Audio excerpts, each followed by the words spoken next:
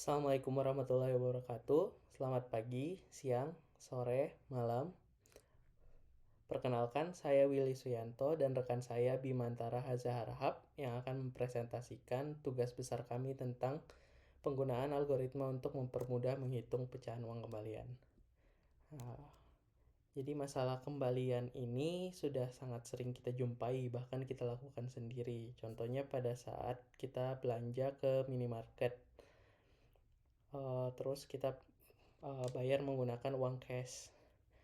Nah, biasanya kita belanja misalnya dengan nominal belanjaan 95.000. Lalu kita bayar menggunakan uang 100 pecahan 100.000.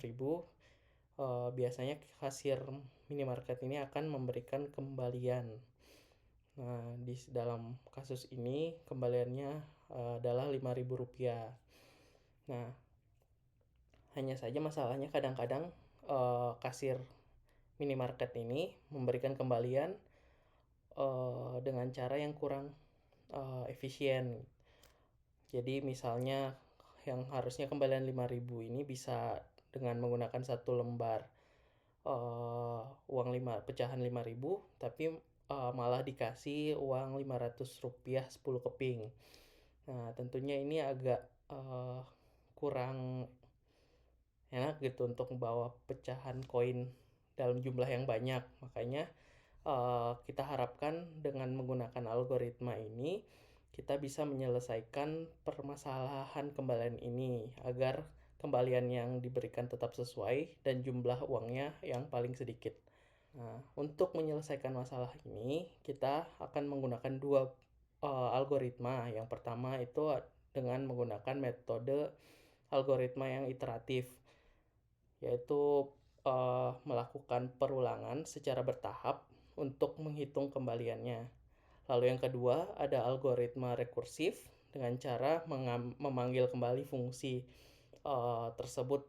Jadi misalnya ada satu fungsi A, di dalam fungsi A kita panggil lagi fungsi A untuk menyelesaikan perhitungan algoritma untuk menyelesaikan perhitungan uang kembalian ini.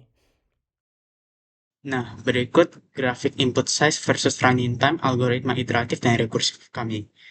Ini performa iteratif dan rekursif hampir sama. Tapi untuk input yang besar, iteratif itu lebih stabil. Sedangkan rekursif itu lebih lambat karena ada overhead pemanggilan function. Jadi, iteratif itu lebih cocok untuk input-input yang besar karena lebih stabil. Sedangkan rekursif itu lebih cocok buat input yang kecil. Nah, algoritma iteratif ini simpel banget. Logikanya kita ngelup pecahan uang satu persatu, mulai dari yang paling besar sampai yang paling kecil. Jadi kalau ada 10 pecahan, dia akan ngecek semuanya satu persatu. Jadi kalau pecahannya cuma sedikit, waktu eksekusinya itu cepat banget, nggak sampai 1 detik. Tapi semakin banyak pecahan, waktu eksekusinya pun juga akan bertambah, tapi tetap stabil. Nah, sedangkan rekursif, dia ini agak beda. Dia ini algoritmanya akan memanggil dirinya sendiri setiap kali kita harus memproses satu jenis pecahan uang. Jadi misalnya kalau ada 10 pecahan, dia akan melakukan 10 kali panggilan function untuk menyelesaikan semuanya. Jadi, kalau kita bandingin, metode iteratif itu atau algoritma iteratif itu lebih cepat dan lebih efisien karena dia nggak punya overhead seperti rekursif. Waktu eksekusinya itu lebih stabil. Sekian presentasi kami kali ini. Kurang lebihnya mohon maaf. Assalamualaikum warahmatullahi wabarakatuh.